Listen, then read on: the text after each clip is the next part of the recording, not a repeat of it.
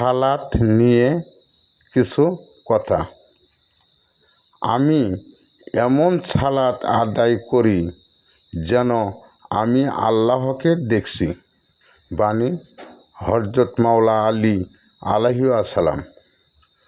যে নামাজে হৃদয় নেই সে তো খালি দেহে ওঠা আর বসা। বাণী খাজা মঈনুদ্দিন চিশতি আজমেরি রহমতুল্লাহি আলাইহিসসালাম। যে সালাতে তুমি আল্লাহকে ভুলে যাও সেই সালাতে শয়তান স্মরণে আসে। বাণী আব্দুল কাদের জিলানী রহমতুল্লাহি আলাইহিসসালাম। সালাত হলো আরশের দরবারে আল্লাহর সঙ্গে কথা বলা। বাণী জুনায়েদ বাগদাদী রহমতুল্লাহি আলাইহিসসালাম। সালাতে এমন ডুবে যাও যেন সালাত আর তোমার মধ্যে কোনো পার্থক্য না থাকে।